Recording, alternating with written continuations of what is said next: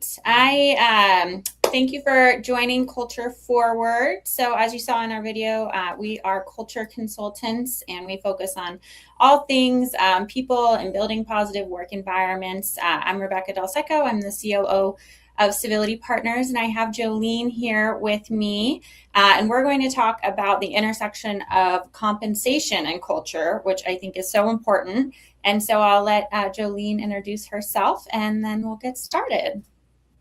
Good morning, everyone. Thank you for joining us, and thank you, Rebecca, for having me. My name is Jolene McKee. I am a compensation consultant with Optimum Comp Advantage. We go by OCA for short. I've been with the firm for 8 years now, and essentially we work on helping clients build a modern compensation structure. So we work with clients to build out their framework on the back end, make sure that they are market pricing their jobs appropriately, and that they have the latest and greatest market data for talent that is out in the external environment.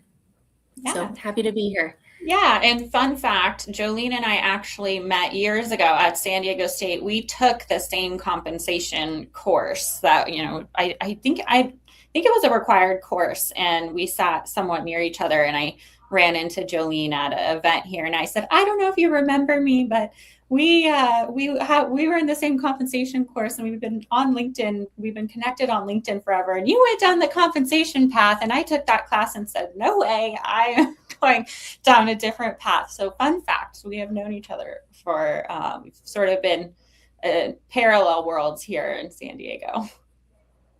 Absolutely. It's so fun, Rebecca, that everything, it was a full circle moment for me. So that was neat. Yeah. To see all the wonderful things that you're doing and how our worlds, combine now too. Yeah. Now we get to talk about how they can align or not align. I think compensation is it's always been a really big discussion, but I love that we're now tying it with culture. And so I guess my first question for you is, how does the compensation structure shape culture, and what are the risks when pay practices and cultural values aren't aligned?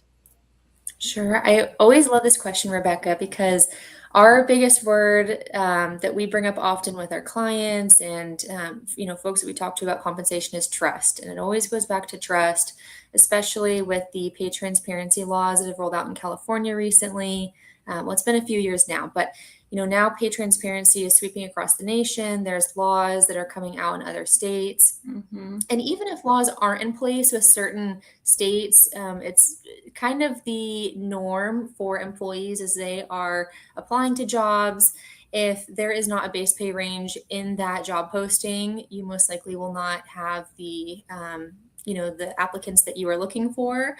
So even if there's not laws in place, there's that expectation of pay transparency and people understanding what they are able to get paid, what is the career progression in their organization.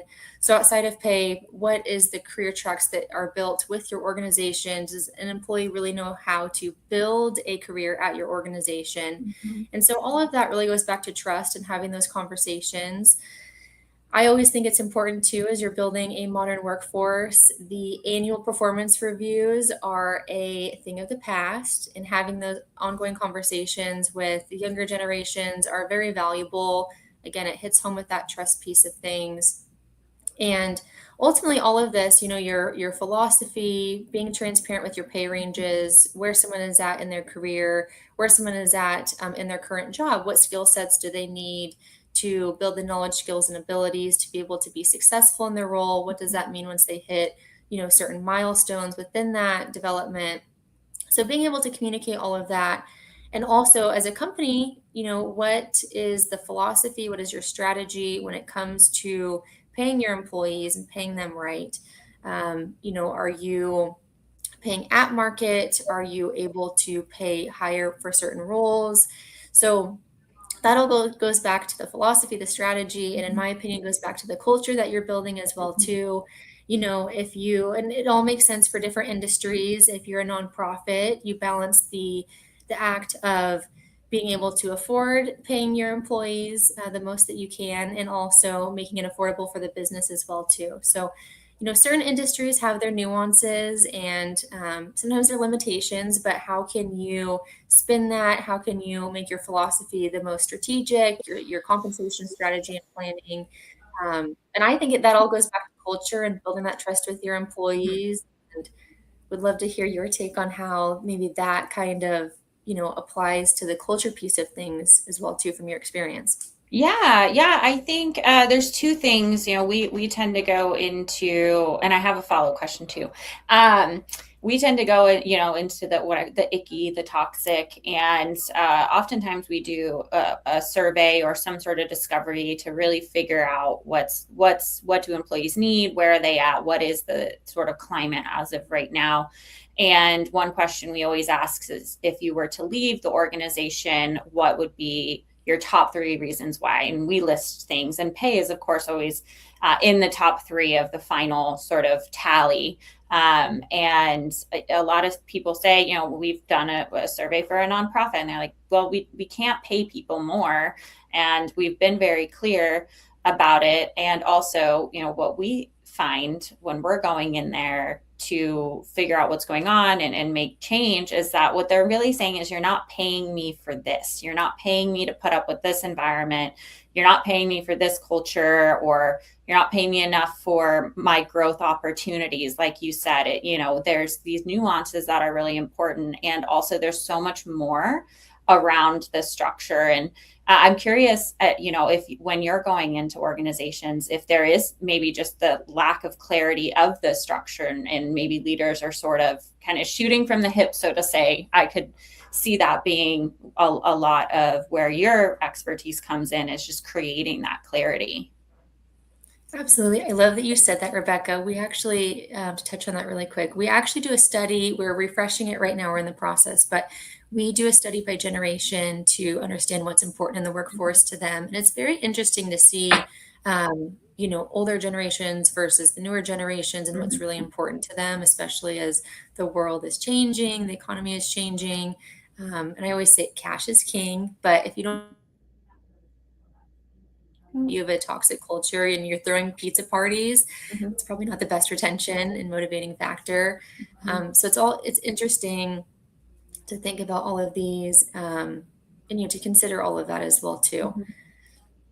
Yeah, it's that idea of total compensation piece. We had a potential client reach out to us, and they're having some problems, some conflict, and things. And the HR person, she said, I finally got sort of the go ahead. The owner or CEO is starting to kind of get that we need to do something. And so the owner CEO said, I'm going to give you, X amount of money to throw 2 quarterly parties for staff. And I'm just thinking, don't use the budget for something that's actually going to that's actually going to make change in the environment that you're in. But I think that has been the sort of instinct, and it sounds like you see that as well too, of, okay, well, the pizza party sort of phenomenon. And there's just so many other ways I think you can use your budget for something else. Yes, absolutely. And to answer your question about communication as well too, that is something that we strive, with our clients to work on as well too, because, how can you build that trust? How can your compensation structure be effective if your leaders do not feel comfortable with it, if they don't trust the process, if they don't trust the data, the back end structure? So that is absolutely important too, because they're your cheerleaders in the field, right? So you might build a wonderful structure, but if your executive team, your management, if you don't have buy-in from them and they don't understand the structure as well too, we're of course not going to be as effective as we'd like to. So I think that is, critical piece in the trust and making it an effective plan as well too. Some of the work that I do with my clients, we always build out a leveling guide with our clients. So understanding what jobs they have to date, how can we differentiate a professional level 1 versus a professional level 2? And that seems to be always helpful with facilitating that conversation and really getting them on board to understand what is the difference in the knowledge, skills, and abilities to differentiate, so that they can communicate that to their employees and their teams. And that everyone feels comfortable with the structure that's built on the back end. That's kind of the foundation and the concrete of everything that we do, and then we build onto that. So I think having those frameworks in place and really having a deep understanding from your management to understand that is very critical in the success of everything as well too. Yeah, absolutely. I think, it's sort of a thing of the past where the managers do the interview and then say HR is going to send you your offer and whatever that looks like. I don't know anything, right? Because people are asking these questions in interviews, and we've found that it's especially with the new generation, they're more open. It's this pay transparency that you're talking about. And so I would suspect that the more that you can provide structure for the leadership and the managers, probably the less uncomfortable it feels because they don't probably want to say anything wrong. They obviously want this person to come work for them.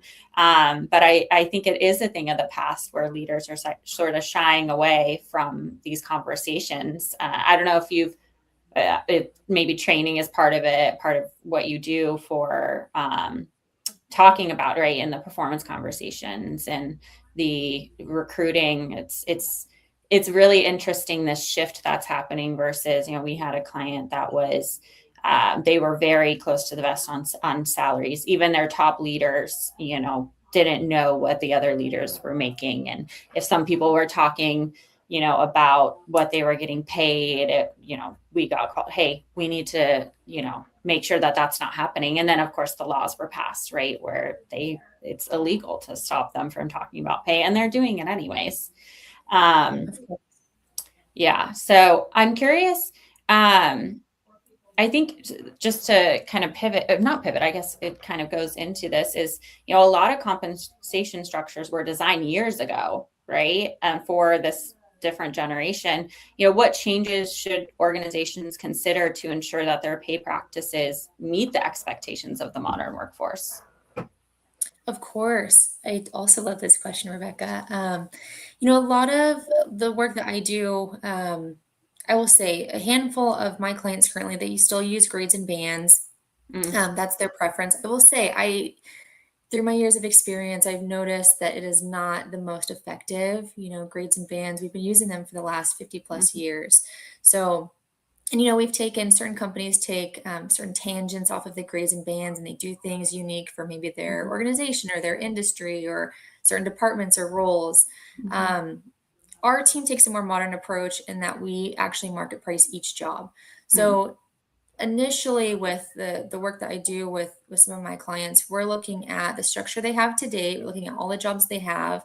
And I always encourage them to look fast forward 12 to 18 months. Where will we be as a business? What is the growth plan of the business? Will we be, is it a high growth life sciences company, startup? Are we, where are we at in that business life cycle? So we always take a forward view of 12 to 18 months, and we look at jobs that might exist at that point in time. So I sit down, meet with all department leaders, and we talk through, is there an actual business need to create different levels?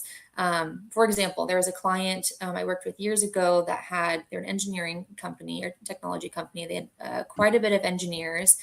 They had about 60 employees in the engineering title. And when I looked at it, just initially, I knew that there was probably different levels that we could build out there.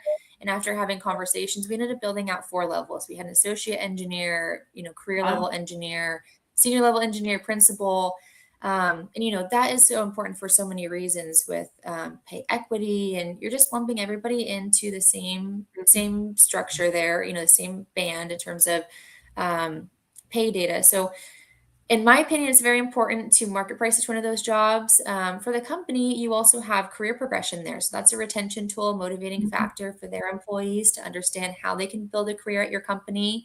And then for the HR team, for the leaders, you also have data backing that. So when you are ready to promote into that role, hire externally, you have that data readily available to you. So you're not scrambling last minute like we talked about with the recruiter trying to find that range. So we're building all that out, and they have that data, when that time comes, they have it in their back pocket as a tool. So, and the goal with that as well too, Rebecca, is that, a lot of grades and bands, potentially, they kind of lump different functions into the same ranges, if that makes Mhm. sense. So you might have, for example, a director of HR is very different in value than a director of technology or a director Mhm. of finance. And we do the best we can with statistics, analytics to create those grades and bands. But in my opinion, the best approach for the modern workforce is we're market pricing each one of those jobs. So we're going to the compensation surveys. We're looking at what industry are you competing for talent, maybe sub industries, what size of companies are we looking at, and then on the individual basis for jobs, we're actually market pricing each job. Wow. So I always recommend that because, we get into the peanut butter approach where it's 3% merit increase Mm. across, all jobs, across the organization. But really, when we look at it, I remember a couple of years ago, finance jobs were through the roof. They had increased up to 20% in 1 year. Oh. So you think about that, and there might be other jobs that are maybe decreasing in value. So if Mhm. you're just slapping on that 3% merit increase, you're lagging the market significantly on certain jobs. You might not be getting the best talent for your organization with things that are happening real time in the Mhm. marketplace. Um, and then, on the other side of that, you might be overpaying for certain jobs as well too. So it's really important to get an annual update, for hot jobs in the marketplace, a lot of healthcare jobs, Mhm. data-driven jobs. Those are hot jobs in the marketplace currently. Those jobs you might want to look at twice a year because they're changing so rapidly, Mhm. but at least once a year and looking at each job individually as well too. Yeah. Yeah, it's so interesting that it just makes so much sense, right? This job has these expectations, this job description, and knowledge, skills, abilities, and then they're banded. And you're right. It just as you're speaking, I'm like, yeah, of course, that makes the most sense. Why haven't we been doing it that the whole way? But it's just part of transition. And oh, it looks like Jack commented. Jack is your colleague at where you work. Trust is everything. You can't lead without trust. It starts with your leadership having confidence in your comp structures and data. Absolutely. I agree, Jack. um, I'm curious if you ever, because one thing that we talk about a lot with culture is, and what's missing when you have a toxic work culture is you have these values and what leadership is communicating, right, about their culture, but then their systems don't support it. So, really great example. You have a core value of work-life balance. We very much value our employees' well-being and XYZ. And then your reward system, you have, in order to get a bonus, you have to work 14 hours overnight and, essentially sacrifice yourself for a client and you get a monetary compensation for that, right? So that is saying that creates this dissonance in the employee of, okay, wait, which one do you actually care about? I'm curious if, as you're, going in and building comp structures, if you're thinking about things like their values and other pieces of their vision as an organization. Absolutely. I love that, Rebecca.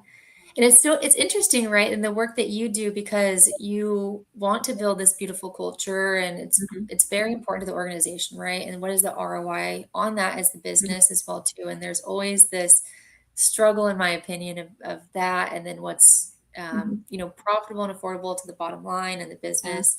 Um, it's interesting. Some of the work that I do, we do a bit of performance Mhm. optimization, and sometimes I'm initially when you asked this question, I was thinking of incentive plan design.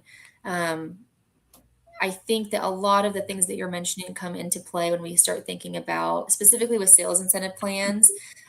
You're rewarding this behavior and it's working and sales professionals are very intelligent. What work can I do to make the most Mhm. amount of money for that effort, right? And Mhm. so when you really look at the behaviors that your plans are driving, it's interesting to notice that and sometimes there's a negative effect like you mentioned and Mhm. a lot of times on culture as well too. So our team works in the incentive plans. We actually have what's called a secondary metric. So a lot of times the values come into play with that. How are you upholding the company values? We add that in, and then look at what behaviors we're actually driving with the incentive plans. And so the behaviors funnel into the plans and the affordability, and obviously incentivizing employees to uphold those values and certain values of the organization. Yeah, I love that. I love that the values are related to this incentive, right? And instead of just the financial piece. And that is a lot of times what's missing. And so I love that we're aligned. And I'm not surprised that we're aligned on that. See, people, compensation is so much more than just what you're paying, what you are paying people. Which is why when we were talking, I was like, I have to have Jolene. I need to talk to her and she needs to share her knowledge because I think we're just so aligned on compensation. I feel like there's that layer of, what are we paying people, the market rate, what are they getting for their job? But there's so much more to it for your organization. Just like you said, the trust that you can build and where are we going to be in 18 months and how do we meet that, who we're going to be, that growth mentality. It just is so it's so strategic, which obviously you're a compensation strategist, so it makes sense. But I love everything that you're saying about how that message that you can send with the way that you're compensating people. Absolutely. Yeah. How the work that we do.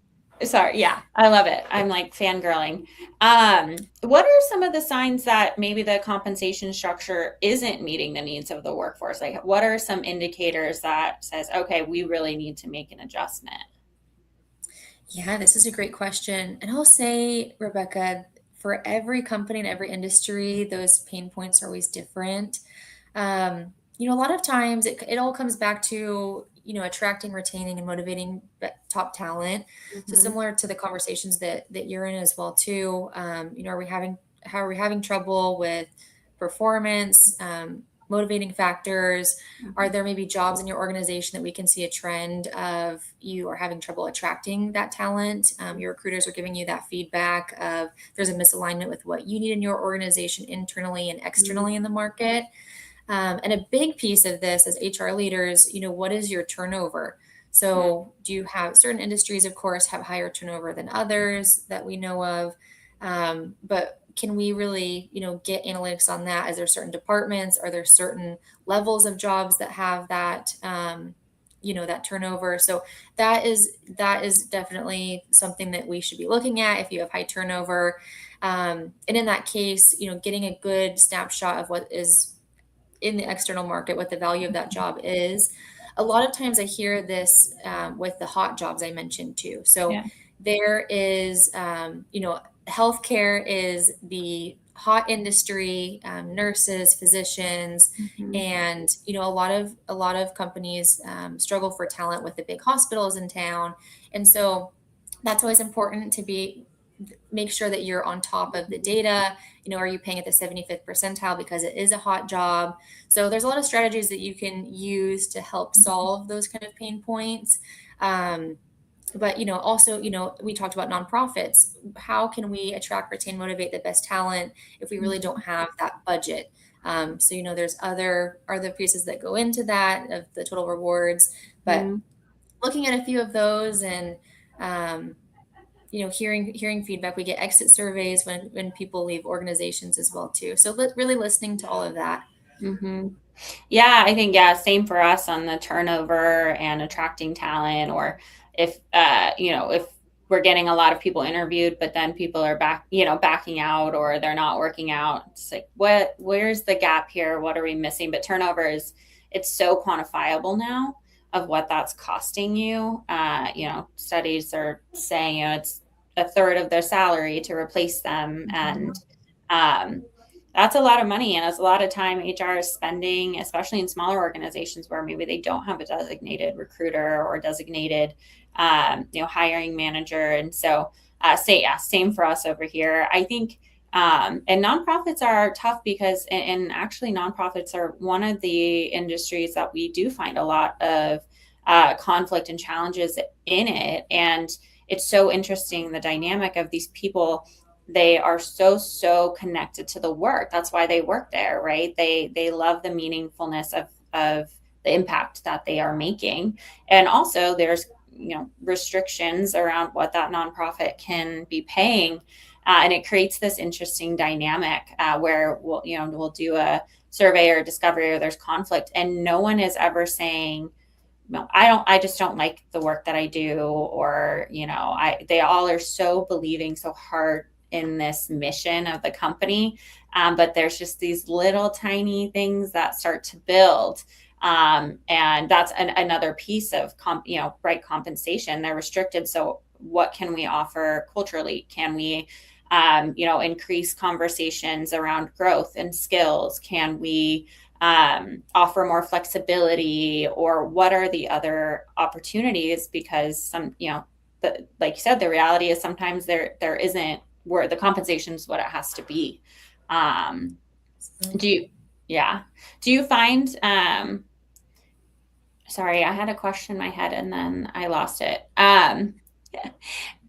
Do you find that sometimes the trigger is a lot of kind of employee complaints, versus maybe they're not leaving, but HRs or managers are just, they're constantly getting sort of, hey, I want to make more money, or hey, hey HR, I did my research and I need a raise, or whatever the case may be. Is that also a trigger for you, for your work? 1,000%. Absolutely. And it's always, there's always different scenarios, right? Someone has been with the organization for X amount of years, and what is a career progression for them? Are they maybe, a technical level, and they don't want to go over to the management side of things? So their career progression is kind of limited. So how can we get creative to, make sure that they feel valued, incentivize monetarily so that they want to stay? There's so many different situations in that case. Another one that I hear quite often, Rebecca, is I see this normally in small business and in the nonprofit space, just because they're trying to create that value for employees. But oftentimes when we have inflated job titles, we run into a lot of issues with that. Say, for example, you have a smaller organization and you're giving vice president titles out, and that person is really operating at a manager level or a director level. That creates a lot of friction. You think that you're giving them this wonderful title, and in some cases they might be, in the external market, networking, and that title might be important on their business card and to make those relationships. But what happens with that is they end up going to market, they end up going to, Indeed or Glassdoor, and saying, oh, I'm a vice president of finance, I should be getting paid XYZ dollars. And so, you think you're doing a great deed of giving them this title. They feel wonderful about it. But on the back end, six months, a year later, they're market pricing that, saying they're going to, employee reported sites and saying that this is what I should be getting paid. It's $80,000 more. And then there's a really tough conversation there.